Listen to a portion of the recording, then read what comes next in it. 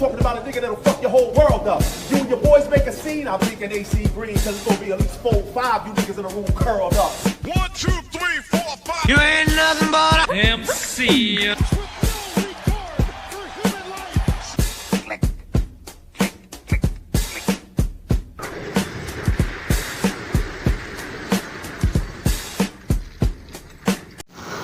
Welcome to another edition of the Buck Stops Here. I am your host, Hound Dog Buck 50, bringing you the latest in battle rap news. And I am the illest battle rapper in the game. But like I always say, this is not about me. In this episode, we're going to talk about Brizz Rothstein. I don't know what to say about Brizz Rothstein, but we're going to talk about it. But before we do that, we're going to try a new look. With the hoodie or without the hoodie. I think I'm going to do half. Half with the hoodie, half with the hoodie off. So we're going to talk about Brizz Rothstein. Now today, the Summer Madness 10 card went down. And it was a great card. I enjoyed it. It took me back to when I was just a fan. Even though I was battle rapping, but I was a fan. But I used to look at URL like, I don't know if I can do that. It took me back to that time. To where I was like, man, I don't know if I could do URL. That's how good they was. Today they was good. But I couldn't help but feel like something was missing. And what was missing was Brizz Rothstein versus Murder Mook. You know, this is one of these situations that leave you like confused, befuddled, bewildered. It's just not making any sense. But let's talk about it. Oh, y'all gonna act like I didn't just take my hoodie off? You're not gonna... No, that was monumental. We're going to do this again.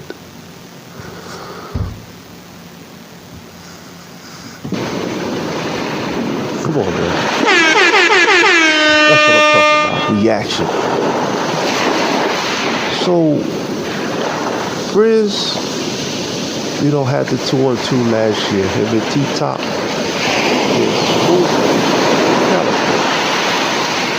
You hear that? Sally sold seashells by the seashore. You hear my sound effects. So Brizz was acting a fool on stage, walking on in between when he was rapping. Mook hooked off on him, and the rest is history. Not to mention earlier in their first round, there were some derogatory statements about Mook's mother, who passed a few months ago. Brizz swore up and down that he didn't know, but most people in the battle rap community feel that he knew. So, T-Top came back. T-Top was a G, but Brizz was still what they call, he was hurt in the dirt. And then he went on to say he ain't coming back unless he coming back to battle Murder Mook. And then we look up. He gets his wish. He gets Murder Mook for Summer Madness. Now, I don't want to use the term he doesn't deserve Murder Mook, because that sounds so abrasive. I would just say Murder Mook never had Brizz on his timeline. But with all of this being said, Mook obliged him. Mook said, I'm going to let you get that off. But you better believe Mook ain't nobody's fool. This was a battle that he felt he had something to say as well.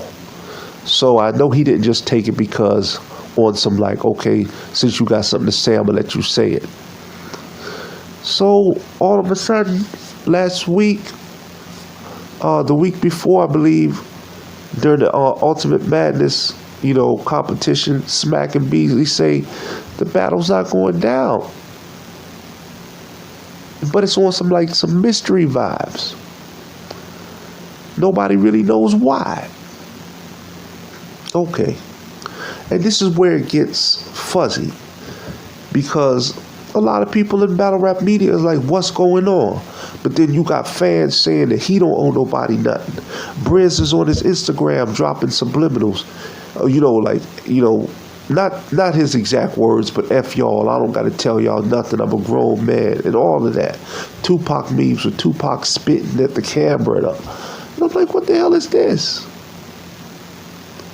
I mean, after all, this was the biggest battle of your career. If Mook said he couldn't do it, it's like whatever. But for Brizz, you needed this battle. This is a career changer. We talking about tax bracket changer.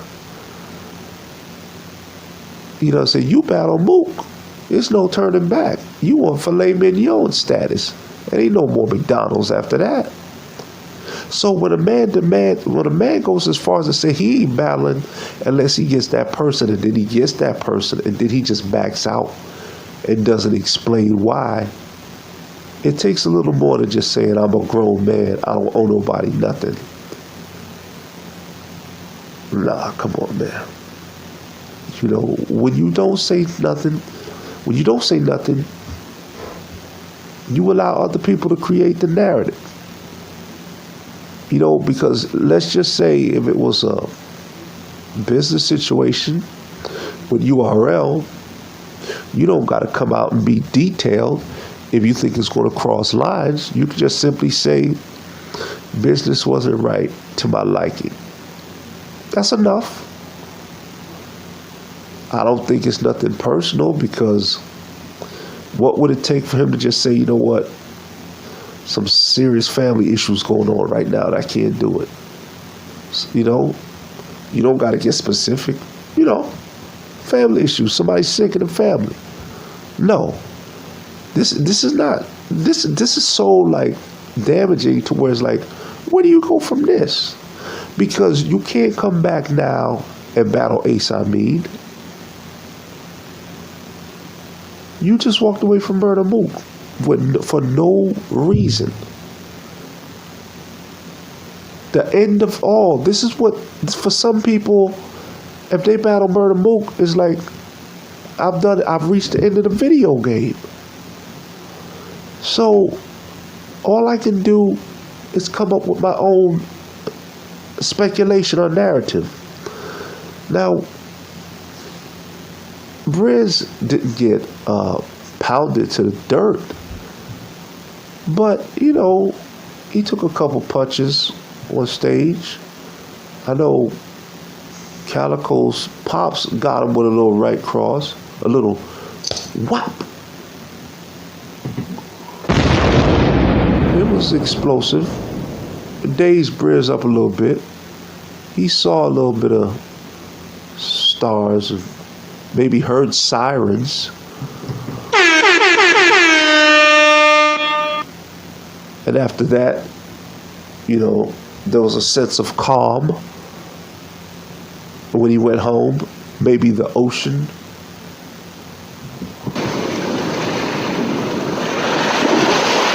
But I will say this.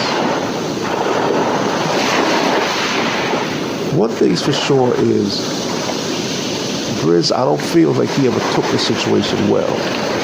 You know, when it happened, the battle rap is fake, he's not feeling it no more. It's like, we not feeling it no more. It was one situation that you don't feel.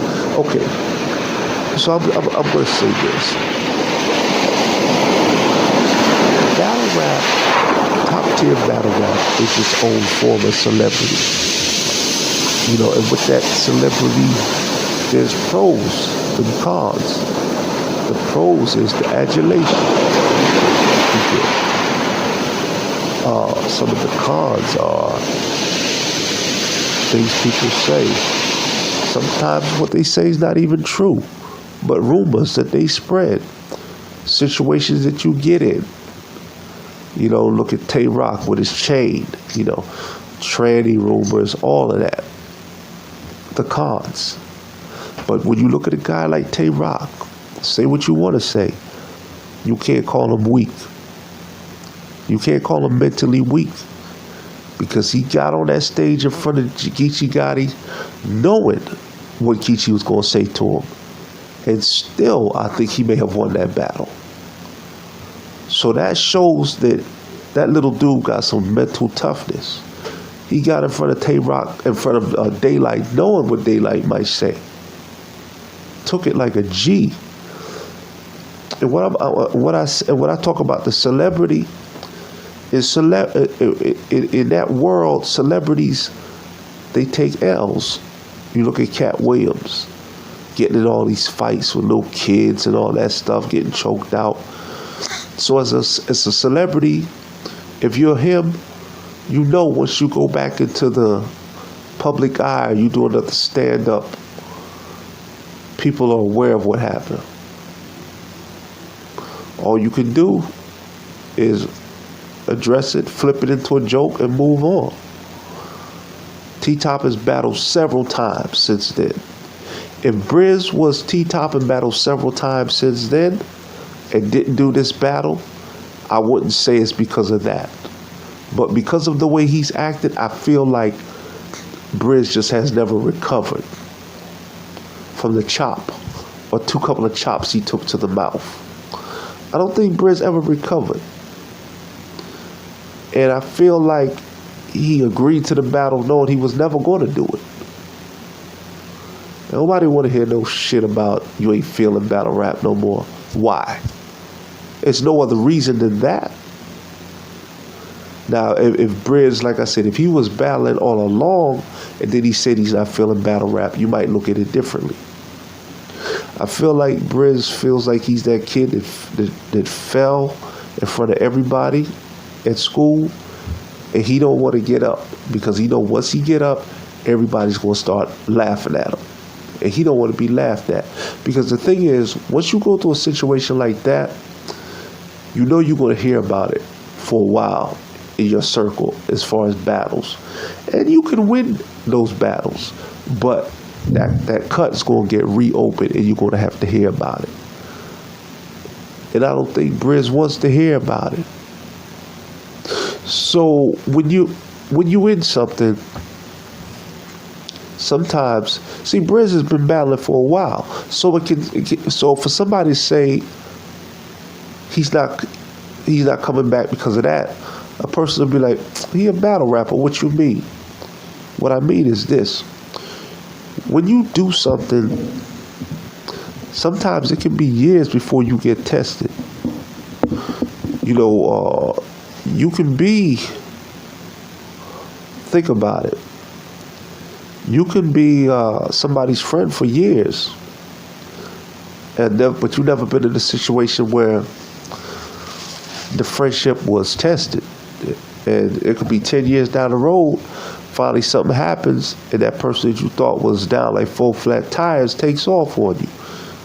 But you know what it was. Even though you was with them for 10 years, in 10 years, this was the first time they got tested. You a wide receiver, you a rookie, the first 10 games you blowing them out the water. Week 11, you finally get smashed coming across the middle. Well, welcome to being a wide receiver. This is what you signed up for. Get your ass up off the ground and go back in the huddle. That's what Brizz need to do. Get up off the ground and go back into the huddle. Next play, break. Because if Brizz had 5-6 battles, if Brizz had several battles, it would have actually helped him going into the Mook battle. Because a lot of what happened would be diluted. Because a lot of people are, you know how it is. When people talk about an angle and they feel it gets played out. But with him doing that and not battling since then, it's like a show to be continued.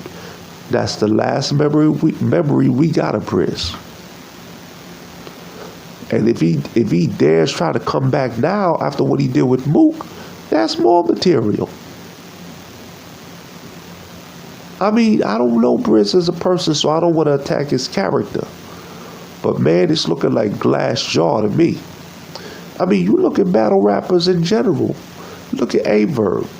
How many times you heard somebody call his mom a dyke, question Averb's manhood? Averb just stand there and take it. And he daps up the opponent when it's over. Geechee, when he had his little incidents with the tree, he knew he was going to hear about it. Stood there and took it like a G. Clips. The whole daddy was a snitch. Took it. Serious Jones, when Math Hoffa hooked off on him. Serious Jones had to hear that over and over again, but he ate it. So what makes you any different? It's not even like you got really beat down. You just took a couple shots. And now you're not feeling battle rap. And now you want to post Tupac memes. Well, if you want to be like Tupac, do this in honor of Pac and come back to rap, because Tupac was a nigga who used to come back from shit. Came back from shots. Came back from people accusing him of rape. That's what Tupac did. He came back. But in all reality, Brizz, I don't think he ever recovered from the situation. I don't. You know what I'm saying? I'm not saying he owe me. He don't owe me nothing.